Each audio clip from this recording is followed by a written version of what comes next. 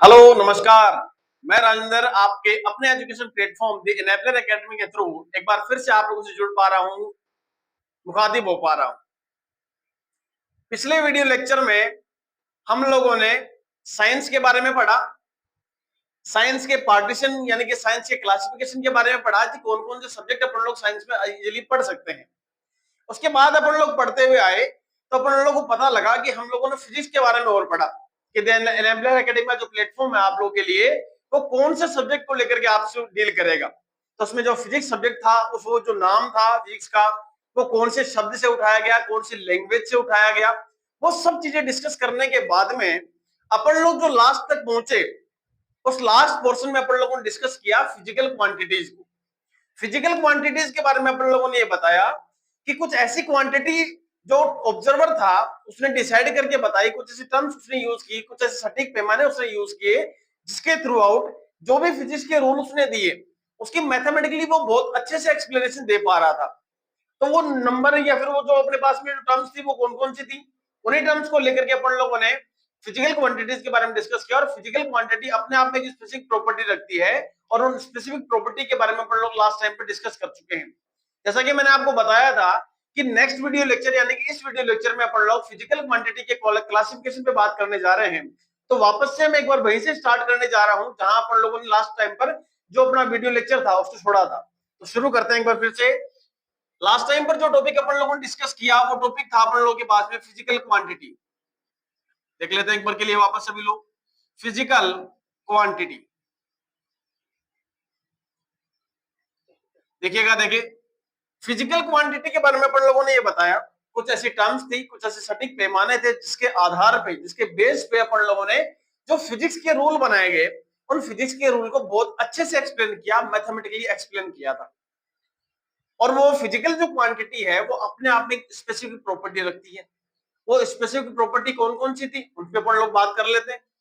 वैसे आप लोगों से डिस्कस किया जा चुका है लेकिन फिर भी ये जो चीजें हैं वो इसमें भी काम में आने वाली है आप लोगों के पास में। उसमें अपन लोगों ने पहले पॉइंट पे लिखा कि only magnitude, only magnitude Hindi medium वालों के अकॉर्डिंग ओनली यानी कि केवल मात्र परिणाम परिमाण पे बात हो रही है। सेकंड नंबर पे अपन लोगों ने डिस्कस किया कि मैग्नीट्यूड प्लस में यूनिट को लेकर के अपन लोगों ने डिस्कस किया। थर्ड पॉइंट पे अपन लोगों ने जो पॉइंट बताया उसके अकॉर्डिंग ये था कि मैग्नीट्यूड तो होना ही होना चाहिए, मैग्नीट्यूड प्लस यूनिट। और इसके अलावा जो तीसरा पॉइंट था अपन लोगों के पास में वो था डायरेक्शन का। तो भाई मैं ओनली मैग्नीट्यूड वाले में कौन कौन से एग्जांपल अपन लोगों ने देखे थे भाई, उनको अपन लोग वापस एक बार डिस्कस कर लेते हैं। तो यहाँ जो एग्जांपल मैंने आप लोगों के सामने डिस्कस किए वो एग्जांपल ये एक तो ये था कि आप लोगों का रेशियो, रेशियो जो है वो आप लोग का ओनली मैग्नीट्यूड वाली फिजिकल क्वांटिटी में इंक्लूड किया जाएगा। दूसरे पॉइंट पे अपन लोगों ने कहा कि रिफ्रैक्टिव इंडेक्स, रिफ्रैक्टिव इंडेक्स पे बात की जिसको अपन लोग म्यू से रिप्रेजेंट करते हैं, ये इसका सिंबल होता है कि नहीं है। उसके बाद अपन लोगों ने यहाँ पे डाइलेक्ट्रिक कांस्टेंट पे बात की जो अपन लोगों के पास में 12th क्लास में आपको पढ़ने को मिलने वाला है। क्लियर है? ये जो चीजें थी वो आपकी ओनली मैग्नीट्यूड वाली जो फिजिकल क्वांटिटीज थी उसमें आप लोगों ने इसको क्या किया था, इंक्लूड किया था। इसके बाद अपन लोग पढ़ रहे थे मैग्नीट्यूड प्लस में यूनिट। इसके लिए जो एग्जांपल अपन लोगों ने पढ़े उसके अकॉर्डिंग अपन लोगों ने स्केलर क्वांटिटी पढ़ी, स्केलर क्वांटिटी पढ़ी। इसमें अपन लोगों ने मास देखा था, इसमें अपन लोगों ने स्पीड को देखा, इसमें अपन लोगों ने लेंथ को देखा था। ये वो सारे एग्जांपल थे जिसमें अपन लोग मैग्नीट्यूड प्लस में यूनिट को डिस्क्राइब कर रहे थे। ये सारे के सारे एग्जांपल अपन लोग के पास में किसमें इंक्लूड कर रहे हैं, अपन लोग यहाँ पे मैग्नीट्यूड प्लस में यूनिट में इंक्लूड कर रहे हैं। उसके बाद की बात देखिए आप लोगों के पास में मैग्नीट्यूड प्लस यूनिट प्लस में डायरेक्शन, यानी कि मैग्नीट्यूड है, यूनिट भी है और उसके साथ साथ में एक पॉइंट और एक्स्ट्रा ऐड हो गया वो है डायरेक्शन। यानी कि सर अब इसमें ऐसे कौन से एग्जांपल अपन लोगों ने लिए थे वो भी आपको पता है और मैं आप लोगों के सामने वापस से लिख देता हूं अगर नहीं पता है तो। अपन लोगों ने क्या किया कि sir magnitude plus unit plus direction वाले में एक तो अपन लोगों ने डिस्प्लेसमेंट को किया, डिस्प्लेसमेंट को अपन लोगों ने यहाँ पे डिस्कस किया। एक अपन लोगों ने यहाँ पे वेलोसिटी को डिस्कस किया, एक अपन लोगों ने यहाँ पे फोर्स को डिस्कस किया, एक अपन लोगों ने यहाँ पे एक्सेलरेशन को डिस्कस किया था। ये सारी की सारी जो चीजें थी वो सारी की सारी अपन लोगों के पास में किसके थ्रू डिस्कस कर रहे थे, मैग्नीट्यूड प्लस यूनिट प्लस में डायरेक्शन वाले प्रॉपर्टी को डिस्कस कर रहे थे। तो ये था अपन लोगों का लास्ट वीडियो लेक्चर, जिसमें अपन लोगों ने फिजिकल क्वांटिटीज को only magnitude, magnitude plus unit और magnitude plus unit plus direction वाले प्रॉपर्टी में इसको क्या किया था, डिवाइड किया था। ये फिजिकल क्वांटिटी की अपने आप में स्पेसिफिक प्रॉपर्टी होती है, उसी स्पेसिफिक प्रॉपर्टी के आधार पे अपन लोगों ने इनमें अलग अलग एग्जांपल अपन लोगों ने देखे। आज अपन लोगों का क्या काम है, जो मेन बात अपन लोग आज पढ़ने जा रहे हैं वो है फिजिकल क्वांटिटी का क्लासिफिकेशन। अपन लोग इसको चार्ट के आधार पे पढ़ेंगे ताकि अपन लोग की जो फोटोजेनिक मेमोरी होती है उसको बहुत अच्छे से कैप्चर कर पाए। तो मैं शुरू करने जा रहा हूं आप लोग के पास में फिजिकल क्वांटिटी का क्लासिफिकेशन। तो हेडिंग लगाएंगे सभी लोग, अपन लोग सारे के सारे। इसमें क्या लिखते हैं अपन लोग यहाँ पे, क्लासिफिकेशन ऑफ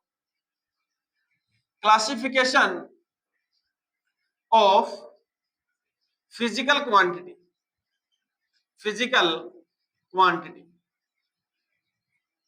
देखते हैं, देखिए सभी लोग यहाँ पे अपन लोगों के पास फिजिकल क्वांटिटी का क्लासिफिकेशन अपन लोग देखने जा रहे हैं।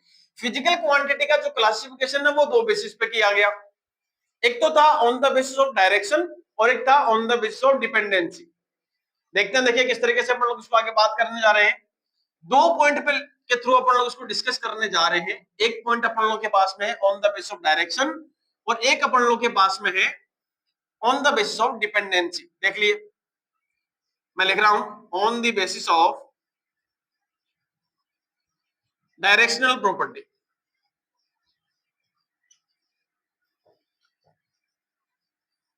डायरेक्शनल प्रॉपर्टी पे बात कर रहे हैं। देखिएगा, देखिए अपन लोग इसको आगे थोड़ा डिस्कस करेंगे। इसके बाद अपन लोग बात कर रहे हैं on the basis of dependency.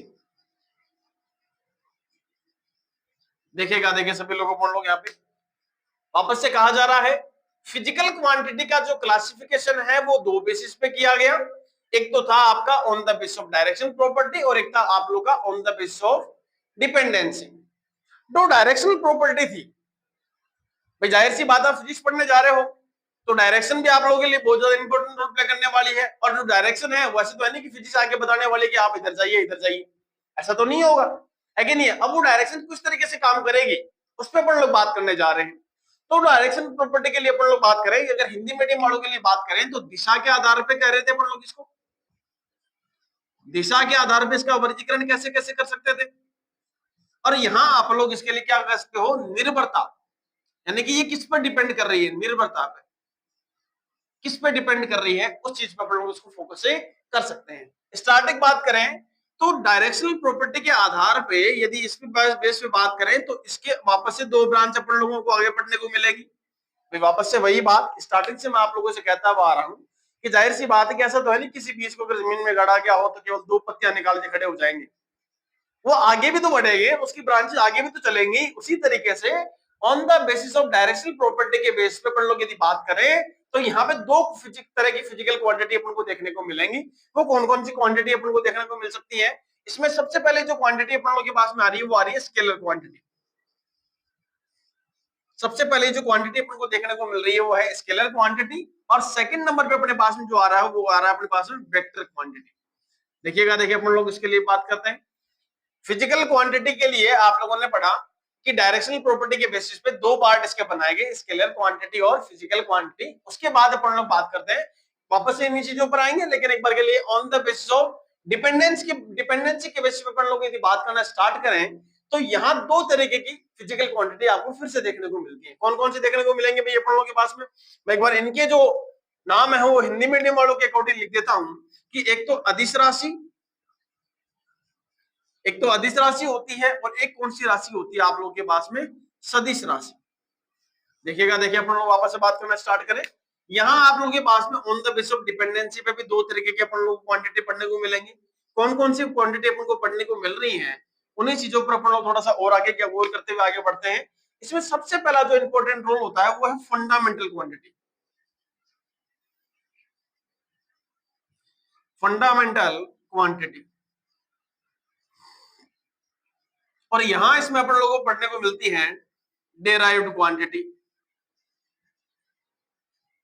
देखिएगा, देखिए अपन लोग यहाँ वापस से पढ़ रहे हैं फंडामेंटल क्वांटिटी और डेराइव्ड क्वांटिटी, यानी कि यहां मैं आप लोगों से दो चीजों पे डिस्कस कर रहा हूं, एक तो है फंडामेंटल क्वांटिटी।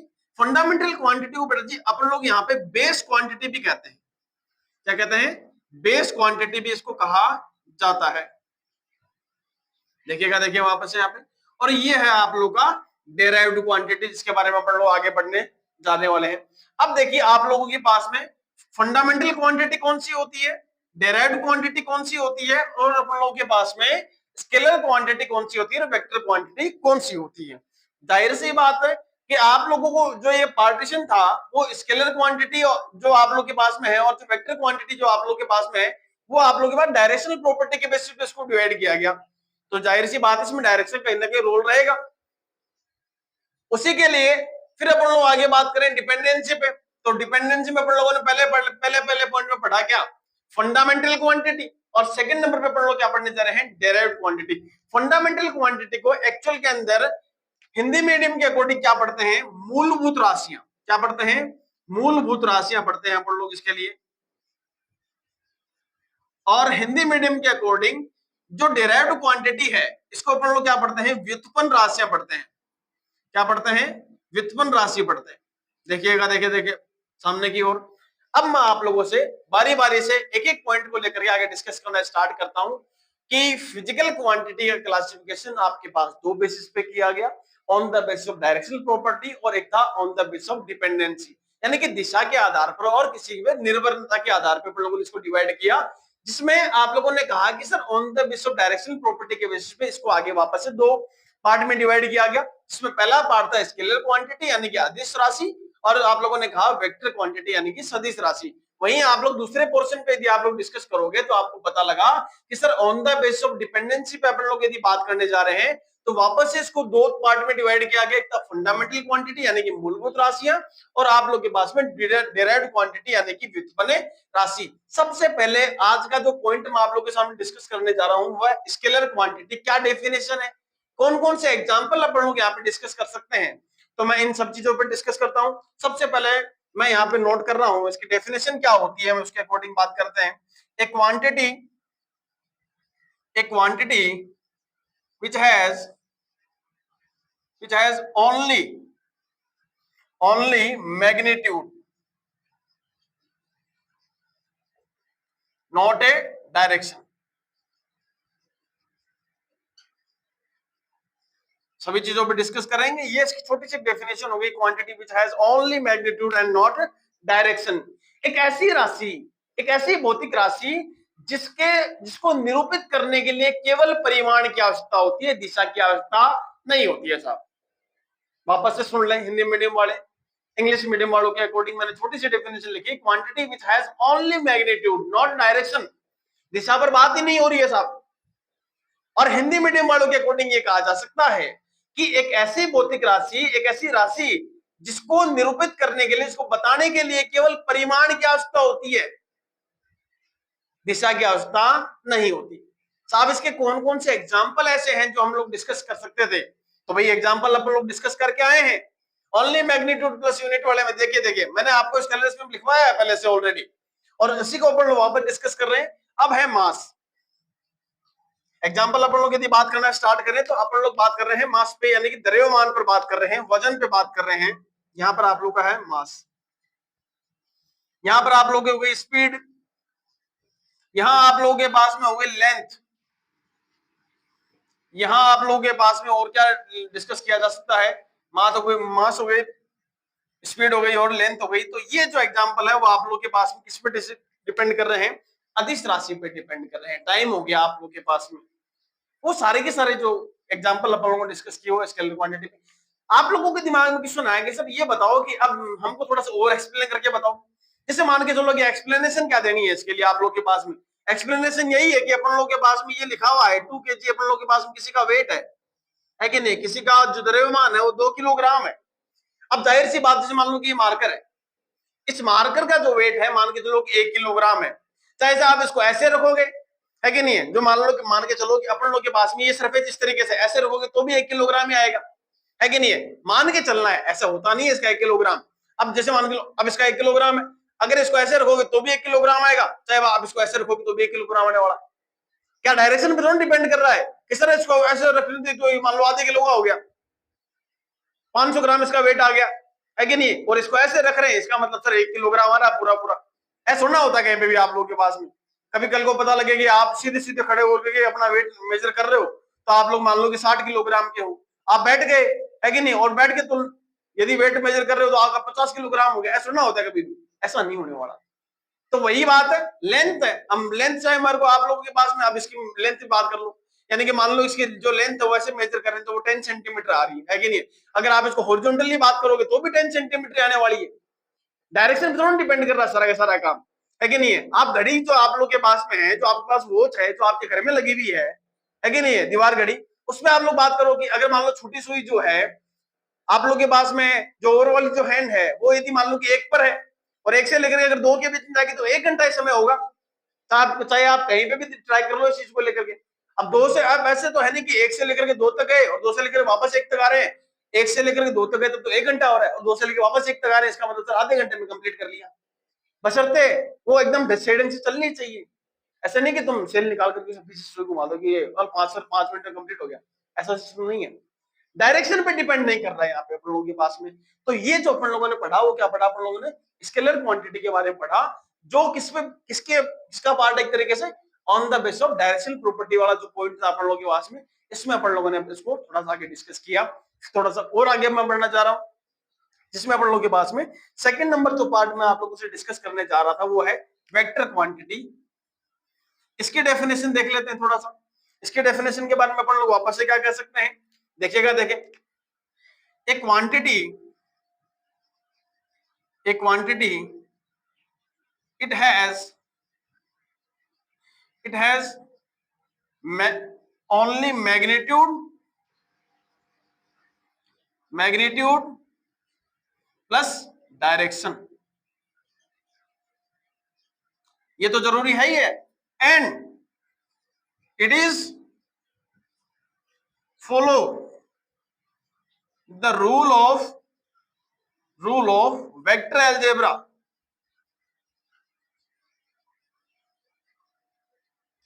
ये लीजिए साहब, बोले सर इसमें डायरेक्शन तो लिखना, ये वेक्टर अलजेब्रा वाला टॉपिक कहां से लेकर आ गए आप लोग, इसके बारे में भी डिस्कस करेंगे। बिल्कुल साहब, आप लोगों के पास में ऐसा कोई पॉइंट नहीं छोड़ने वाले जो आपके समझ में नहीं आएगा, सारे पॉइंट मैं आपको क्लियर करता हुआ चलूंगा। इसमें आप लोगों के पास में सबसे पहला पॉइंट जो मैंने आप लोगों को बताया कि वेक्टर की पहले डेफिनेशन देख लेते हैं, यानी कि एक quantity it has only magnitude plus direction, कि जिसमें परिमाण के साथ साथ में जिसकी दिशा की भी आवश्यकता हो रही है, उस क्वांटिटी को अपन लोग कौन सी क्वांटिटी कहते हैं, सदिश राशि कहते हैं, वेक्टर क्वांटिटी के नाम से इसको जाना जाता है।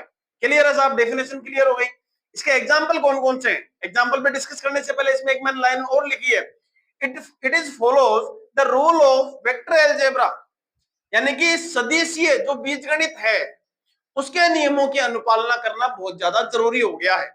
अब सदिश के बीजगणित के नियम कौन कौन से हो गए, अब सदिशों का जोड़, वेक्टर एडिशन, सब्ट्रैक्शन, मल्टीप्लिकेशन, जो डॉट प्रोडक्ट है आपका, जो क्रॉस प्रोडक्ट है आप लोगों के पास में, ये जो कंप्लीट आपका जो वेक्टर पॉइंट वाला जो ये जो पॉइंट है, इसको अपन लोग पर्टिकुलर एक चैप्टर के रूप में पढ़ने वाले हैं आगे जाकर के। तो मैं इसको थोड़ा आगे ब्रीफली और आगे डिस्कस करूंगा।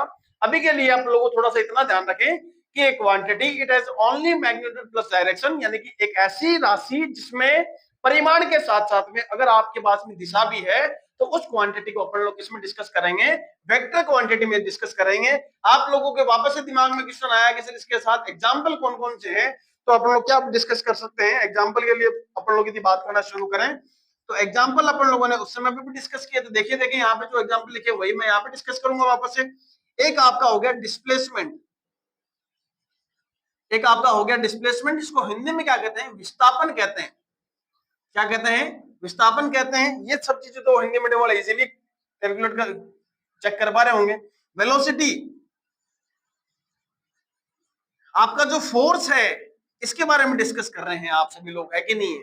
अब आप लोग वापस से कहोगे सर थोड़ा सा और एक्सप्लेन करके बताओ, तो जाहिर सी बात है ये सब मान के चलो कि मैंने क्या किया कि ये जो मेरे पास मार्कर है, इस मार्कर को मैंने नॉर्मल इस तरीके से रखा, है कि नहीं है।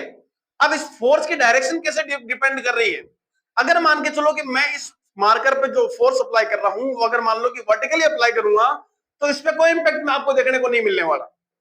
क्लियर है। अगर मैं इसी पर अगर यही फोर्स जो है, अगर मान के चलो कि इस वर्टिकली इस पे हॉरिजॉन्टली अगर इस पे अप्लाई करूं तो क्या होगा, थोड़ा सा मैं इसको डायग्राम के थ्रू अगर समझाना चाहूं तो आप लोग ऐसे समझ सकते हो कि आप लोगों के पास में एक बॉक्स है, अगर आप लोगों ने इस तरीके से इसमें फोर्स अप्लाई किया, ये आपका सरफेस एरिया है कि नहीं है। अगर आप इस तरीके से फोर्स अप्लाई कर रहे हो तो अलग चीज होगी, है कि नहीं, इस पे कोई इंपैक्ट नहीं होने वाला।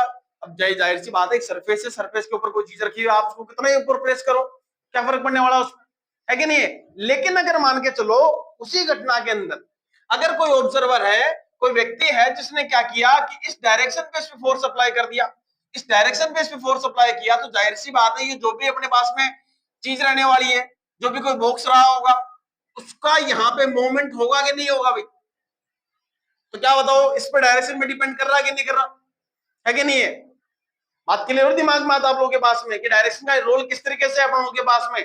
तो उसी तरीके से आप लोगों के पास में फोर्स का एक ऐसा छोटा सा एग्जांपल लेकर के मैं आप लोगों को समझा पा रहा हूं कि आप लोगों के पास में अगर इस डायरेक्शन में फोर्स अप्लाई किया गया तो कोई इंपैक्ट आपको देखने को नहीं मिला, लेकिन यदि मान के चलो हॉरिजॉन्टली आप लोग यहाँ पे फोर्स अप्लाई कर रहे हो क्षैतिज रेखा के अकॉर्डिंग, यदि धरातल के जो इस पर ये जो आपका सरफेस एरिया है कि नहीं, जो सरफेस है उसके पैरेलली अगर आप इस फोर्स अप्लाई कर रहे हो तो वो जो बॉक्स रहा होगा, वो कोई भी चीज जो रही होगी वो आगे मूव करेगी, उसके आगे दिशा में कोई ना कोई दिशा में तो आगे बढ़ेगा या बढ़ेगा वो, है कि नहीं है। उसी के लिए आप लोगों से कहा गया कि इस चीज को आप लोग किसमें पढ़ोगे, वेक्टर के अकॉर्डिंग पढ़ते हो साहब। क्लियर है, क्लियर है, कहीं कोई दिक्कत नहीं है।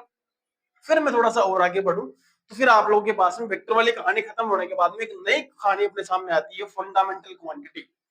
फंडामेंटल क्वांटिटी क्या है, मूलभूत राशि है, हिंदी में इसको कह रहे हैं, इसका दूसरा नाम जो है बेसिक बेस जो क्वांटिटी है वो भी कहा जा रहा है।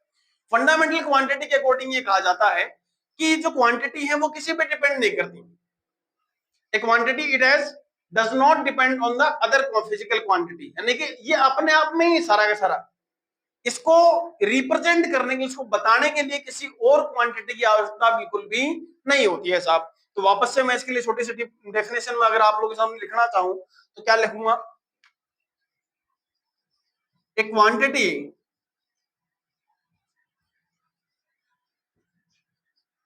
it has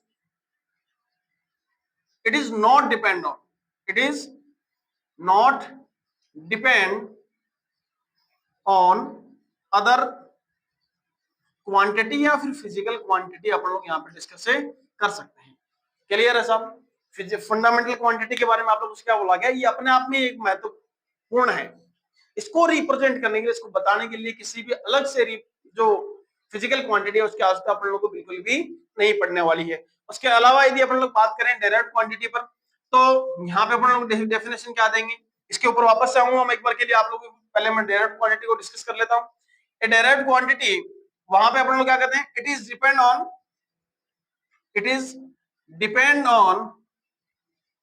on other quantity, other physical quantity कह सकते हो, या फिर क्या कह सकते हो अपन लोग इसके लिए, अपन लोग यहाँ पे इसके लिए कि फंडामेंटल क्वांटिटी डिपेंड करती है। क्लियर है साहब। यहां मैंने आप लोगों से वापस से on the basis of dependency में बात करने के आधार पर अपन लोगों ने कहा फंडामेंटल क्वांटिटी और डायरेक्ट क्वांटिटी थी।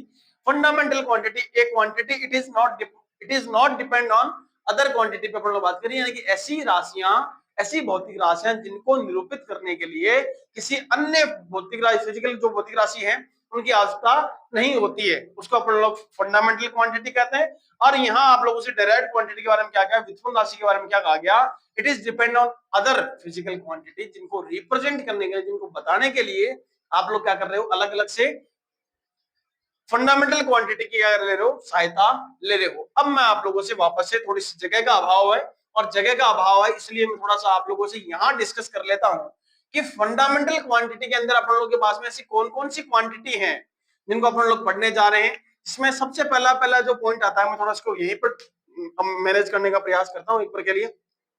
देखिएगा, देखिए यहाँ पे सबसे पहले जो इसका एग्जाम्पल है, इसमें कौन कौन सी क्वांटिटीज अपन को पढ़ने को मिलती है, उसमें पहला है मास।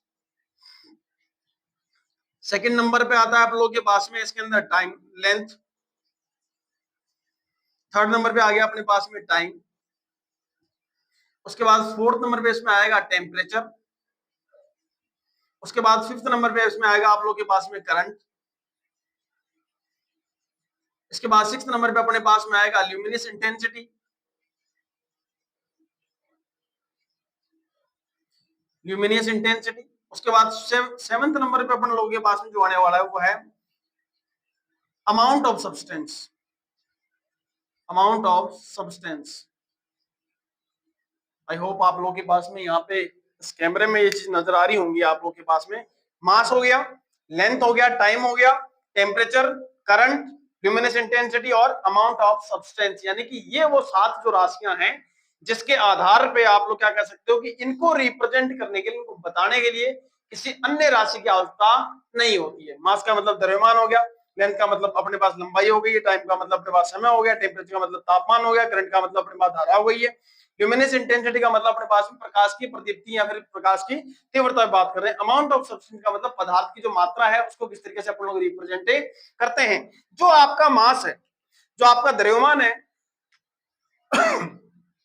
इस द्रव्यमान को सिंपली कैपिटल एम से शो करते हैं, लेंथ को सिंपली एल से शो किया जाता है, और जो आपका टाइम है इसको कैपिटल टी से, जो आपके पास टेम्परेचर रहने वाला है इसको के से शुरू शो करते हैं, जो आपका करंट है उसको ए से, जो आपका ल्यूमिनस इंटेंसिटी है उसको सी डी यानी कैंडेला से, और आपके पास में जो आपके पास अमाउंट ऑफ सब्सटेंस है इसको सिंपली मोल के थ्रू क्या करते हैं, रिप्रेजेंट करके हमें बताते हैं। तो ये सब चीजें अपन लोगों ने आज के टाइम पर पढ़ी कि फंडामेंटल क्वांटिटी क्या है, डेराइव्ड क्वांटिटी क्या है। उसके बाद में डेराइव्ड क्वांटिटी का एक एग्जांपल मैं आप लोगों को लेकर के बता देता हूं। जैसे मान के चलो कि मैंने आप लोगों के पास में डेराइव्ड क्वांटिटी के अकॉर्डिंग मैं बात कर रहा हूं स्पीड के बारे में। स्पीड क्या होती है, डिस्टेंस अपॉन टाइम। स्पीड क्या हो रही है एक्चुअल के अंदर, डिस्टेंस अपॉन में टाइम। अब जो डिस्टेंस जो है वो आप लोगों के पास में जो लेंथ है एक तरीके से वो कौन सी क्वांटिटी है, गौर करो देखिए इस चीज को लेकर के कि आपके पास में जो लेंथ लिखी हुई है ये कहां पर डिस्कस हो रही है आप लोगों के पास में, यहीं पे तो डिस्कस हो रही है। और जो टाइम है वो भी एक तरीके की फंडामेंटल क्वांटिटी, यानी कि जो आपके पास डायरेक्ट क्वांटिटी है, ये स्पीड जो है आप लोगों के पास में, ये स्पीड जो है आप लोगों के पास में कौन सी क्वांटिटी हो गई है, डेराइव्ड क्वांटिटी हो गई एक तरीके से, जो किस पे डिपेंड कर रही है, डिस्टेंस यानी कि लेंथ पर डिपेंड कर रही है, और टाइम यानी कि आप लोगों के पास में समय पर डिपेंड कर रही है। और दोनों की दोनों क्वांटिटी आप लोगों को इजीली दिखाई दे रही है कि सर ये दोनों की सारी जो क्वांटिटी है वो कहां पड़ी है, हम लोगों ने फंडामेंटल क्वांटिटी के अकॉर्डिंग पढ़ी है, मूलभूत राशि में हम लोगों ने इसको डिस्कस किया है।